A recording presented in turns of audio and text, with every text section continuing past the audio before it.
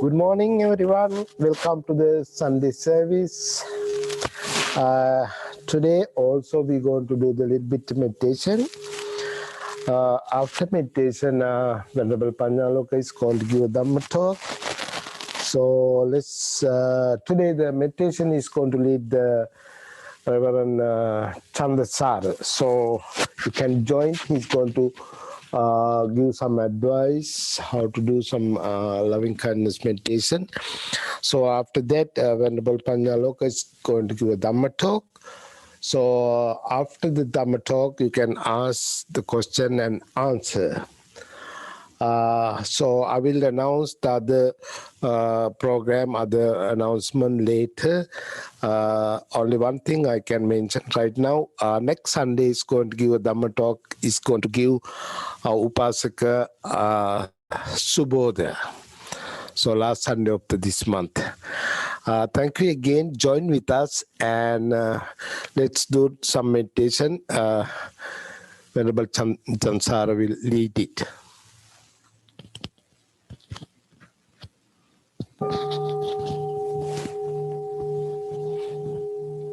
Thank you very much. Good morning to everyone. Please be comfortable, relax, breathe in and breathe out relaxedly to relax your mind and body in order to prepare for the loving kindness meditation. Today also we are going to do a short loving kindness meditation. I want to mention that we are going to do this, we are going to spread metta or loving kindness in terms of immeasurable. So we have to spread metta to all the living beings. Who are these living beings? The living beings, including human. If we take human, we have three main sources of troubles, difficulties. And the first one is of physical sickness, pain. And so we always suffer from some kind of physical illness, although we do not recognize. And second one is external troubles, such as like threat or theft, because of outsiders, or maybe like venomous insects.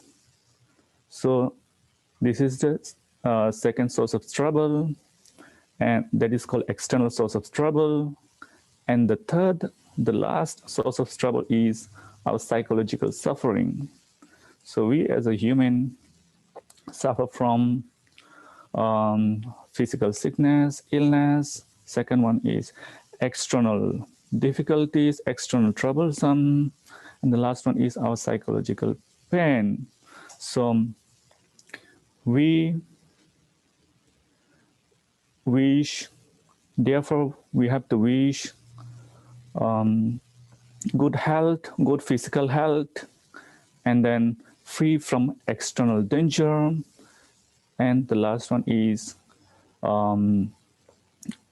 psychological happiness or psychological well-being for all the living beings. So the Buddha used 3 words for these. First one is Sukhino. May all the living beings be physically well, healthy. The second word is Khamino. May all the living beings be safe. The third one the Buddha used Sabbe Satta Sukhitatta. Sukhitatta means may all the living beings be psychologically well, healthy. So keeping these, let's start spreading loving kindness. I will state again. May all the living beings be happy, be physically well and healthy. May all the living beings be free from external danger. May all the living beings be psychologically well and healthy. Let's continue this spreading this loving kindness until we hear a bell sound.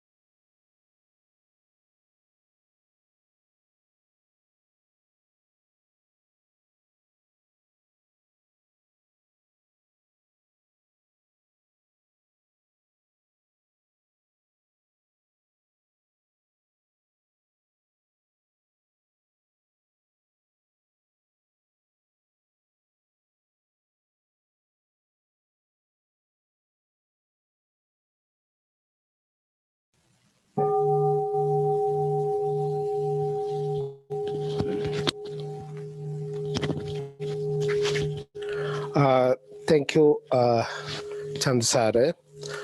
And as you cannot see some people here today because Mr. Nam is not come here today. He cannot come some case. And Venerable Pannaloka is going to give a Dhamma talk in his room. He's going to start there. So Caesar, the other boy, he's not here also, only Vinita, Chandasara and myself, and our technicians, Ashan. That's it today. So I think Venerable Pannaloka is ready to give a Dhamma talk. Pannaloka, you there?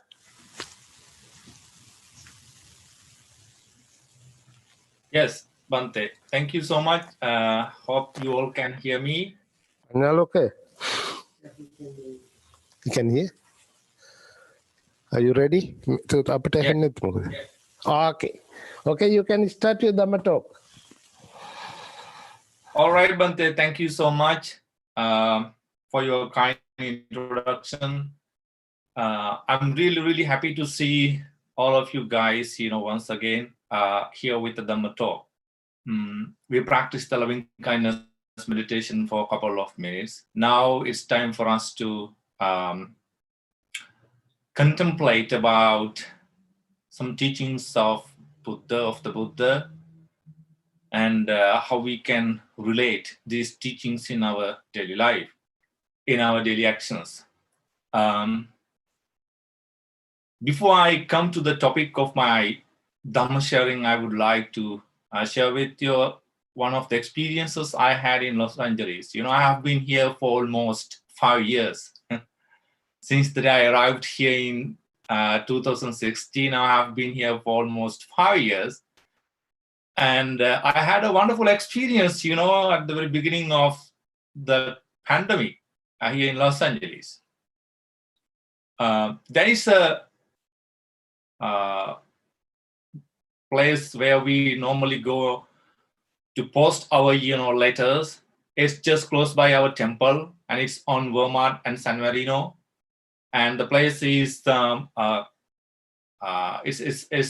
can't remember the place name, but if I'm not mistaken, the place is Monster Mail, and I think that's the name. And anyway, when I went there with a letter to post, I happened to face something very, how I can say, an experience, a weird experience.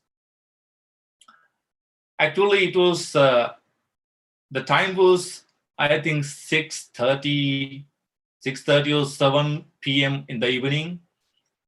When I reached the place, we always use the back door to enter the shop. Those who are coming on the Vermont, they can come from the front door. But if a person goes through the San Marino, he can enter the shop with the back door. So I went to the shop with the letter, and it was an urgent letter. So I wanted to post it on that day itself. So when I entered the shop, I didn't see any person, but just before, when I was entering the shop, I saw a girl was passing me, and she was going to trash something, just couple of feet away from me. And anyway, when I entered the shop, I didn't see anyone in the shop. But the other days, I see someone there in the in the counter, but I didn't see any person on that day. So I realized that no one is there inside the shop. So I came out of the shop again using the same door, back door. And when I opened the back door and when I came out of the shop, this girl that I saw, she came yelling towards me, yelling at me, saying like, who are you? And she was asking a lot of questions. Who are you? And why are you here? And it was weird for me, because normally the other days we go to the place for our, business matters. But this lady, she was asking a lot of questions like who I am. Then I told her like, I'm a resident in this area. Then she again asked the question like, why you are here? And I told her like, it's an urgent matter. I want to post this letter. That's why I'm here. Then she said that, no, you are trying to fool me. Just look at the door, and don't you see like there is a board like, the shop is closed already. Then I saw the that notice, then I told her, I'm so sorry. I didn't say it because I was entering the shop by looking at the ground, but I was not heedful to the the notice. I'm so sorry. You know what happened? She was yelling at me and she jumped on me, and she was saying a lot of weird things, like I was trying to fool her. And I told her, don't do like this, and this is unacceptable. Of course, I had no intention like that, but I wanted to post a letter. Then she was asking, like, how you can prove, where is your letter? Like, then I refused, because I knew that she was not familiar with me. I refused to show her my letter. And this is the experience. And soon after I came back, um, I wanted to, complain about this. So I complained about this to the owner of the shop. And finally, he apologized.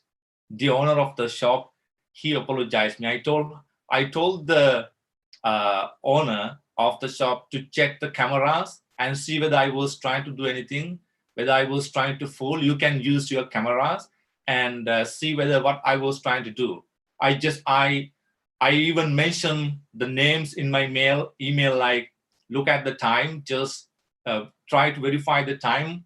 I entered the shop, so I emailed the owner of the shop, and he apologized me, finally saying that she was the one who did the mistake, and we are very sorry, and we don't do such things to our customers. This is my experience. Why I share this experience with you? Because today what I'm going to share between my Dhamma sharing is a bit different.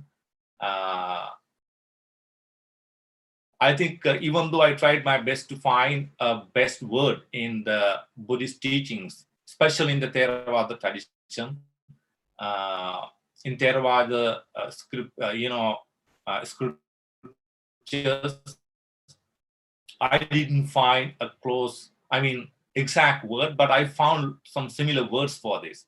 I wonder whether you might have heard these words, Vichikicca, in Pali, especially in Theravada tradition. If you are familiar with some teachings, maybe you doubt.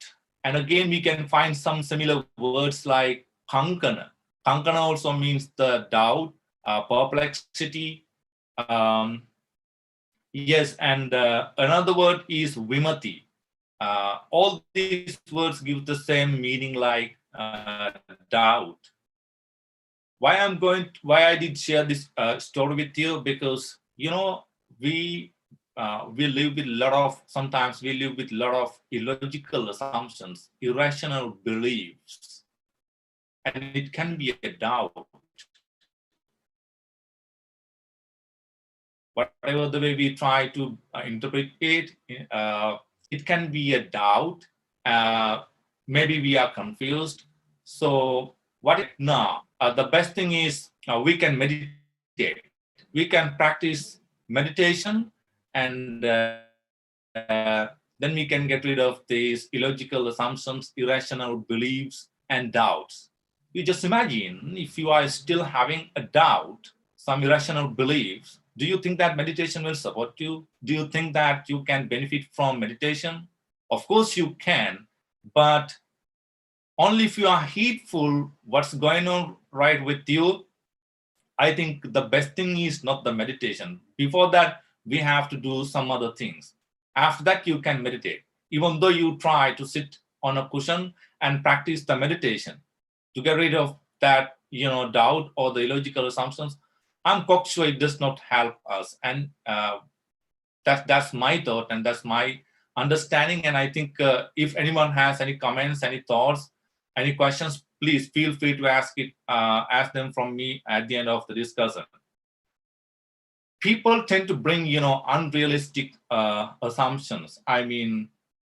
Illogical assumptions, irrational beliefs. Sometimes even the phobias, people might experience some phobias because of lack of knowledge and irrational beliefs and illogical thoughts.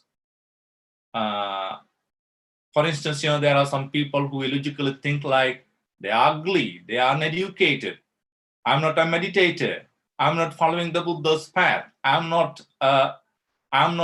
trying to following a spiritual path, and I'm not a success, and I'm unskilled, and I'm being observed by others. So some people they of course believe like others are observing them, others are observing the activities, and sometimes somebody is looking at you every time, and but you don't have very concrete evidence to show or prove that somebody is looking at you, somebody is observing you. And again, maybe I think if you think like I'm uneducated, I'm unskilled, and I'm a useless person, all these are related to illogical, irrational assumptions. For instance, I would like to share with you some of the thoughts you might think about this. Like take for instance, some people might be thinking like he or she ignores me. He or she is not interested in me. Why he is always observing me? Of course, he can't fool me. Just imagine what I have, what I happened to face when I went to post my letter. My friend didn't invite me to his Halloween party. Recently, he had a big party, but he didn't invite me because he doesn't like me. I can just tell she thinks I'm not their type. My partner is so quiet these days. He's obviously weird, and he hates me. My husband does not treat our children equally, and he favors most over the youngest. And another thought maybe, people have fooled me. Every time I have tried to help them, but they have fooled me in my life. So I don't want to help. I don't want to support any person hereafter. So all these are related to illogical assumptions, irrational beliefs. So when it comes to Buddhism, Buddhist teachings, this has also some relationship with some similarity with the words I shared with you earlier. Some of the terms that we see in the Theravada tradition are connected with this thought, like vicikicca. Vicikicca means the doubt. Kankana also means the same thing, and the vimati. If a person is struggling with a doubt, the best thing is he or she should take actions to get rid of that mental condition. Otherwise, there is the possibility of it can damage a lot in a person's quality of life. So my understanding is a person's feelings or thoughts are only available to you if you ask them. If you do not approach them, if you do not reach them, and you will stay in your doubts. You will stay in your confused minds because you did not expose yourself to the place, to the person, and you did not try to resolve it. So you should never stay silent just for the respect you have towards your partner, for your lover, for your parents, for your teachers, maybe for your boss or any other person. Maybe he's just higher than in the rank, or he seems to be higher in authority to you. It's up to you. I can't say exactly how it is like. But if you are living in a house, if you are living in a family, in a working place, so the best thing is to reach the person and ask it, and that's the best thing. Otherwise, we will suffer a lot. Because I have suffered a lot, I have learned enough, and I have suffered a lot. I have had enough, plenty of experiences for not reaching the doubts to find a solution. So if you are living with a doubt, the best thing is you can speak to the person, the relevant person about it, and otherwise it will create a lot of damage and suffering in your life.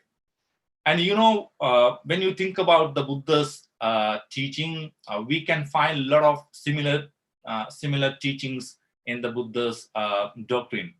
Buddha's final words to monks are also great importance in this context. When the Buddha was on his deathbed,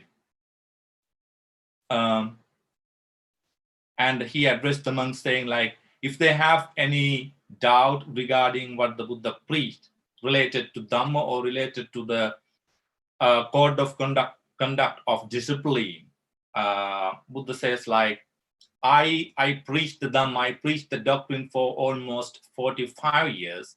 I have preached everything, but if still you seem to be perplexed, agitated, and confused, and if you feel like if you are still carrying some doubts, please reach me and ask it, and it will support you to meditate. Otherwise, if you go and if you practice a meditation, it does not support. Anyway, so the Buddha's, you can find this in the discourse, the great demise of the Buddha, Mahaparinibbana Sutta. There the Buddha does not approve if a monk stay in silence for just mere respect for him, for the Buddha, and he encourages always bhikkhus, monks, and people to ask questions. And if you would give me some time to share this some quotations with you that I found in the Mahaparinibbana Sutta, and he addressing the monks, he says like this: if even a single monk has any doubt or perplexity concerning the Buddha, Dhamma, or Sangha, the path or the practice, please ask it. Don't later regret that the teacher was face to face with us, but we didn't bring ourselves to cross-question him in his presence. So when the Buddha was addressing the monks like this on his deathbed, when he was encouraging the monks like this, but the monks, they did not ask any questions. And again, Buddha says, like, now if it is out of respect for the teacher that you don't ask, let a friend inform a friend, and try to ask this question through a friend of you. And if you have any doubts, and if you also have some respect for me, and if you feel like you are having some sort of fear reaching me, please tell your close friend, and he will sometimes support you. And this is the way Buddha has encouraged us people to inquire about, especially to clear if you are having some doubts or some perplexities in your mind. And I wonder whether how many people are familiar with another discourse in the Buddha's teaching. You can find it in the Anguttara Nikaya, the numerical. This has been translated into English by Bhikkhu Bodhi, the numerical discourses of the Buddha, and the sutta is Kalama Sutta, which encourages again the free investigation. And in the Kalama Sutta, we can find like why Buddha has to address the Kalamas. I mean, why Buddha has to preach this sutta. So the Kalamas were perplexed, Kalamas were confused, because every time a spiritual leader visits Kalamas residential area, Kalamas means the people who were living at that area. So when the Buddha reached this village, really these people, they were confused, and they were going through a lot of confusion. And but every time these spiritual leaders visited the residential area of these Kalamas, they used to promote only their tradition, their doctrine, their teaching. And whereas they revile and they rebuke and they bring down the other beliefs and other teachings and other doctrines. and other practices. So what does this mean? Kalamas were actually, they were dislocated. They were conceptually dislocated, displayed for these, diverse views and opinions about, not being able to identify a correct spiritual path. So what the Buddha says in this context is really important, and it is also scientific. And Buddha says, like, and if I follow the Pali, Pali one line, Buddha says, like, alang hivo kalama kankitum alang michikichutum. What does it mean? Of course, you are uncertain kalamas. Of course, you are in doubt. Kankaniye chapana votane vichikicha upanna. When there are reasons for doubt, uncertainty is born. And that's how Buddha starts preaching the Sutta Kalama. And then he gives 10 points, starting from the first one, like, don't go by reports, don't go by legends, and don't go by tradition, don't go by religious scriptures, don't go by reason, don't go by gurus like this. He gives 10 points. But he preached the Kalama Sutta. So in this context also we find these two words, kankaniya. Kankana means again the doubt, and vichikicha means the doubt. So this is a kind of umbrella term in the Theravada Buddhist context.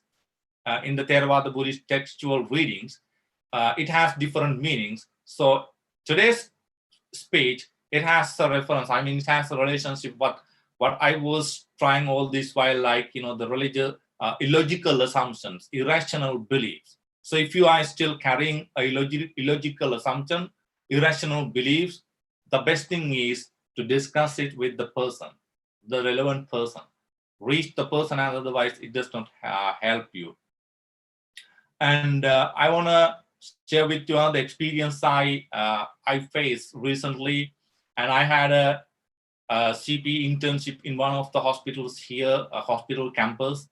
And there I learned how to care for people, especially the patients, spiritually, emotionally, And one day, when I was supposed to visit my floors, I went to a floor, and when I entered a patient's room, every day we find, we meet new patients. So when I entered the patient's room, I found like he was watching a TV, and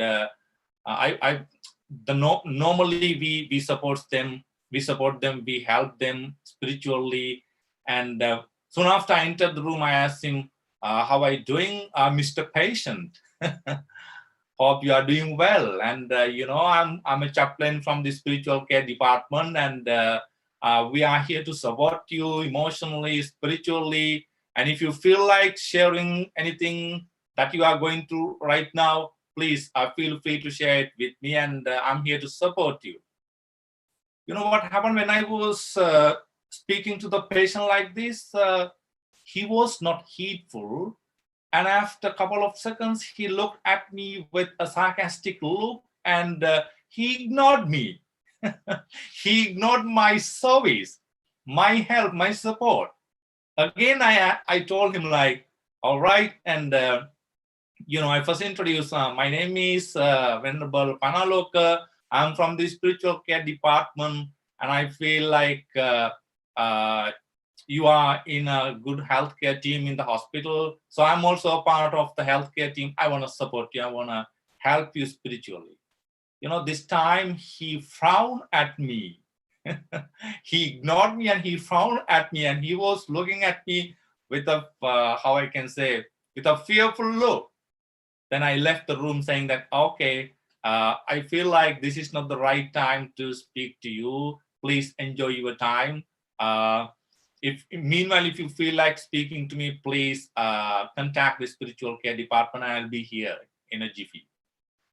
And after I left the room, I felt like I was struggling with, who is this patient? And he was not heedful to me, and he ignored me, and he was sarcastic, and he shouldn't have done this to any person in the hospital, because I'm a spiritual caregiver, and how he can do like this? And I was going through a lot of assumptions, prior assumptions, and so each time when we do the patient visits, we are supposed to do the charting. So when I went to do the chartings, I found like he was having a confused mind, because another chaplain from my spiritual care department had visited the same patient just a couple of minutes before, but I didn't know about that. He also didn't say anything about that. I mean, the patient, he didn't share this information with me. But my colleague chaplain, he has reported in the charting like he was having a confused mind. You know what happened then? The thoughts, these illogical assumptions, irrational beliefs that I had, and because I, of course, got angry with the patient, even though I went to care for him spiritually, because I felt like he ignored me and he was sarcastic, and I felt like, this is not the right thing. But when I went through the chartings and the census, I found like he was having a confused mind. It can happen to any person, not only for patients, because that it's quite clear. Once after a patient is from a surgery, and he has been given anesthesia, and maybe he can have some confused mind. So it can happen to any person. So how about the other, in our day-to-day life also, it can happen to people a lot, but not always, okay? But sometimes it can happen to people.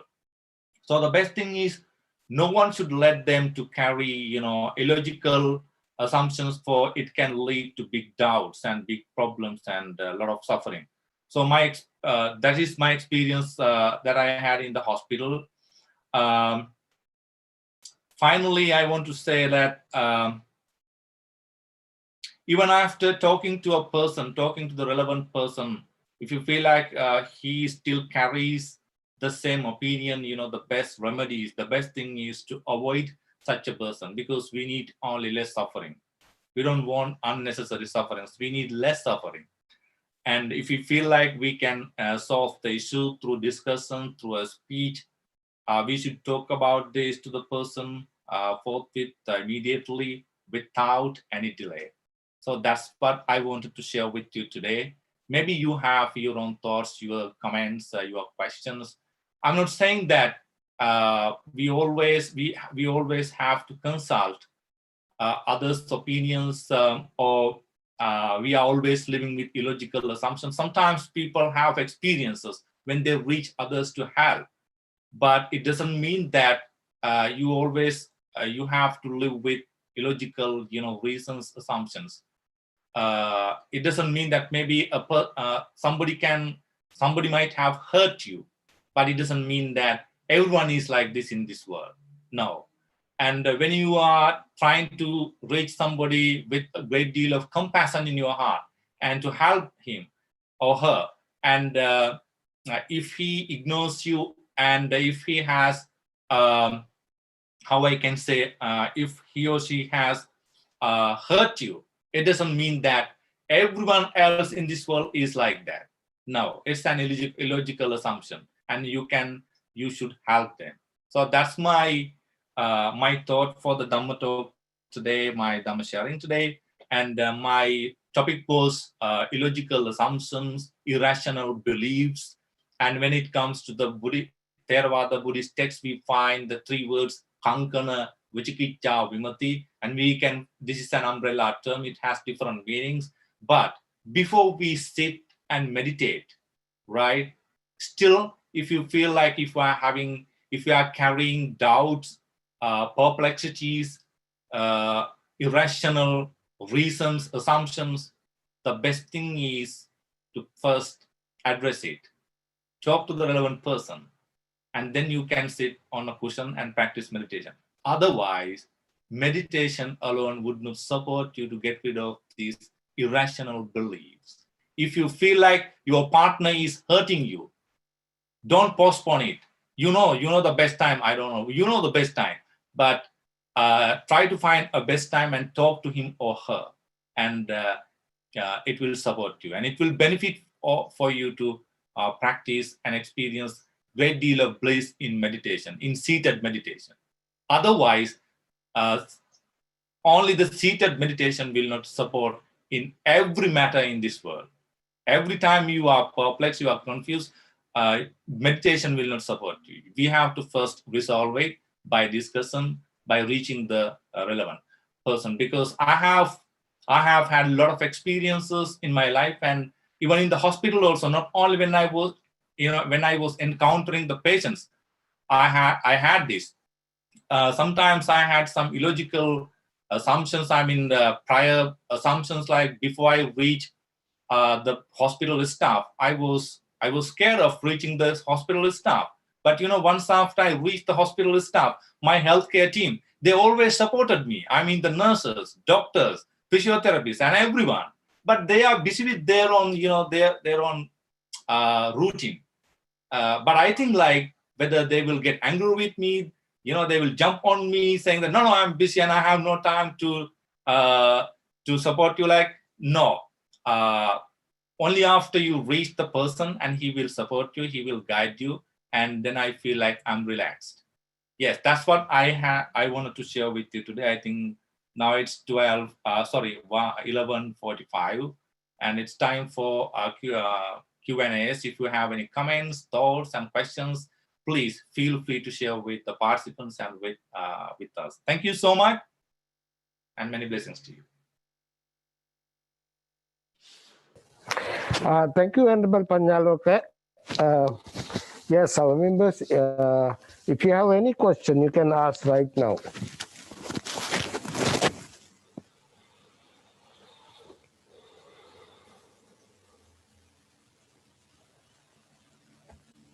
Hello, Pannaloka. Hello, Bante. Can you hear me? Yeah. I struggle with sometimes, like, I will think of someone and I'll say, oh, I wonder how they're doing, or I should reach out. But then I say, no, I really need to wash these dishes, and they probably don't want to hear from me anyway. And then it goes away, and then later, it's happened a couple of times, maybe because of the COVID or just because life is what it is.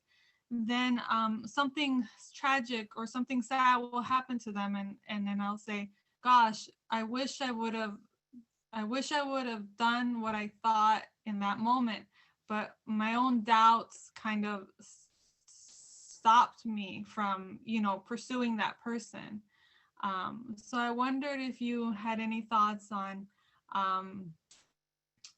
your talk was a lot related to, if you have doubts about someone, how they feel, but like, I have that problem that I just stop myself from doing it. I think, like, no, they don't want to hear from me, or, it's not important. I have nothing to say, just when people cross your mind. So just addressing that doubt. Right. And thank you so much for your question, Joanna. I'm really, really happy to see you in this discussion after a long time. And you always here in IBMC whenever we gave the talks. And we remember Jim and you also. Yes, I think you can use your experience in this, in these situations. And I'm not saying like people are always living with illogical assumptions, irrational reasons.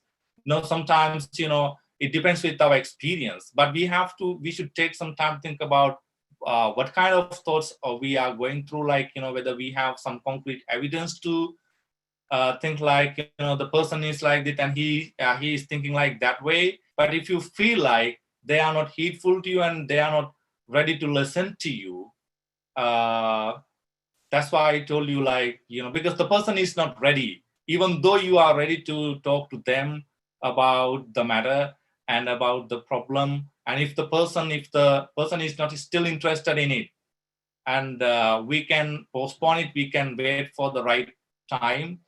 And if the person is so an arrogant person, and if he's not still heedful and interested in what you say, the best thing is to avoid such a person without going to conflicts and fights. And that's what I can say. I think we can use our common sense also, and we can use our own experiences. Yeah, this is really, I mean, this is really complex, not easy to resolve. But if you are wise enough and if you are experienced and you know how to do that, and let me share with you another experience, my personal experience, like the way you shared with me, Joanna. I had in my life recently. I have 2 brothers and 1 sisters in my family, and my second eldest brother, he was giving me a lot of troubles. He was giving a lot of troubles to my mom in Sri Lanka, and he was having a lot of fights. And I got angry with him, and I told, like, soon after when I get back to Sri Lanka, I'm going I'm going to call him, like, because I'm going to say, like, no, you are not a good guy. You are giving me a lot of troubles. And I was going through a lot of irrational assumptions, and thinking like, this guy is not respectful, and he's not ready to listen to me.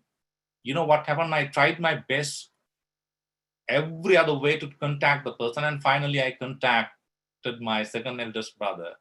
And I was, within the first couple of minutes, since I lost my temper, I was, how I can say, I was saying, like, you're not a good guy and don't do this. Like, it's just similar to, I was just like scolding.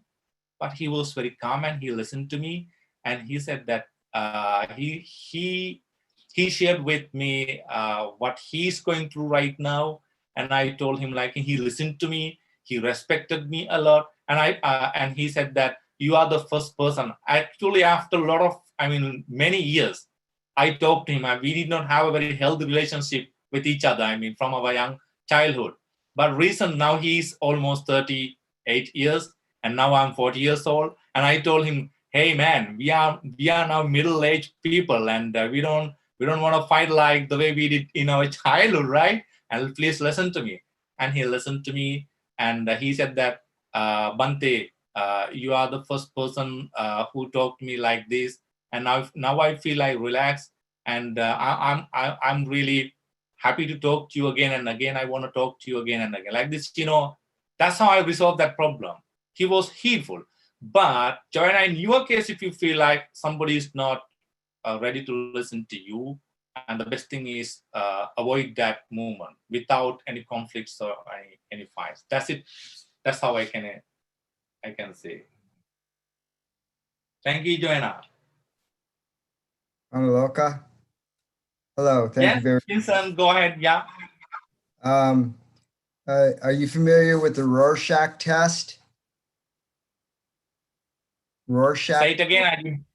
Are you familiar with the Rorschach test? It's a psychological test that they give to people. One of my favorite sayings is, life is like an ink blot test. We see what we are thinking and feeling, seldom what we are looking at. And when you shared the story about the woman who became angry when you went through the rear door unannounced, and what came to mind for me was that her state of mind and how she looked at you as maybe as an intruder, and maybe what frame of mind she was actually in at that point in time. Was she angry? Was she, something happened before you went in there? And so that's what sort of came to my mind. And anyway, that's the way I took it. Thank you very much. Yeah, thank you for your thought and your comment, Vincent. Even though I'm not familiar with what you said in psychology, but I'm familiar with REBT, rational emotive behavior therapy, and if the condition is in a very how I can say in a very higher level of illogical assumptions, reasons.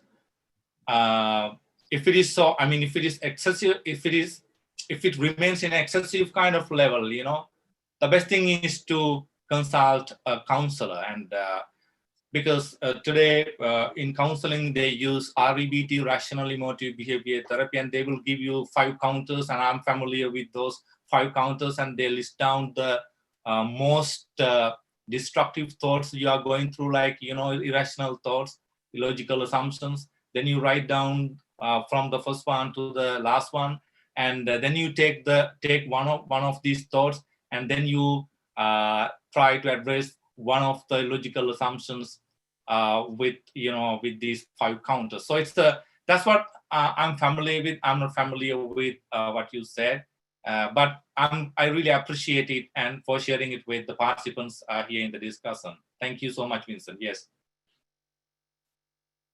Any other comments, any questions, any thoughts? Please feel free to share with me. And not only the questions, we of course value your comments, like the way Vincent shared with us, any thoughts, any experiences, because the time is coming to an end. We have 5 more minutes. Thank you so much for your very honest talk. Thank you, Venerable Victor. Thank you so much. All right, it seems like no questions. Thank you so much. And we have 5 more minutes to go for the chanting. And if you have any questions after the chanting, please feel free to ask from me or share with others. Yes, thank you so much, and many blessings to you, and much peace, and please stay healthy. Thank you so much. Pannaloka, there are one more question, I believe. Somebody want to ask one question. Okay. Go ahead. I can see.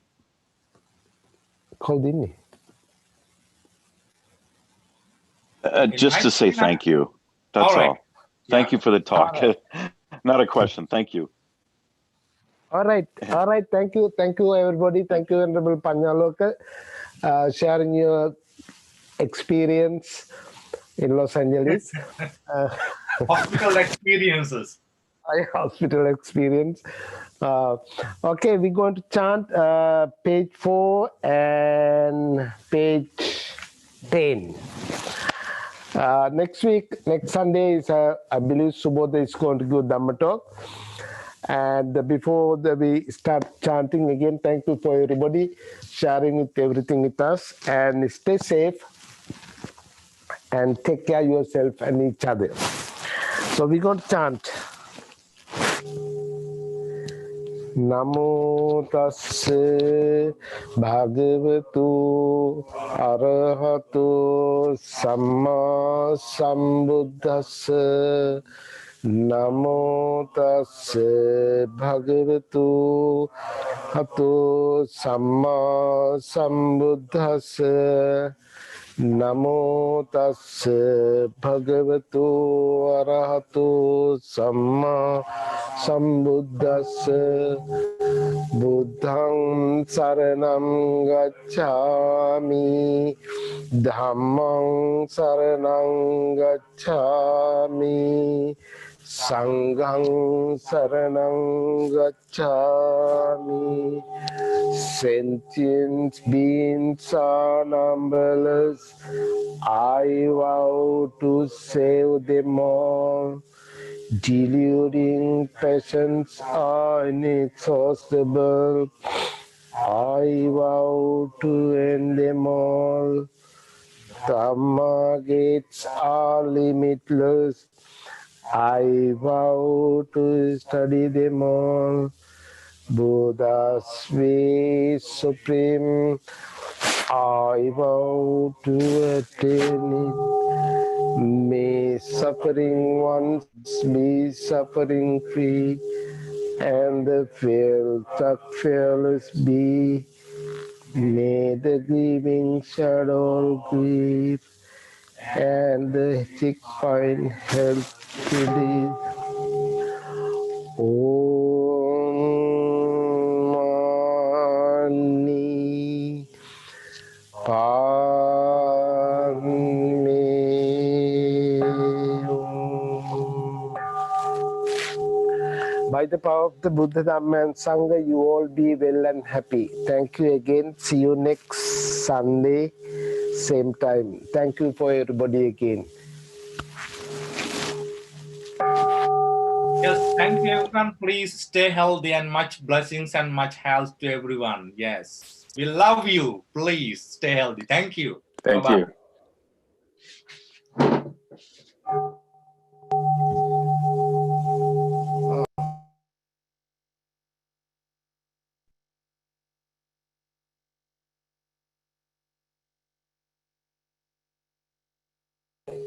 you.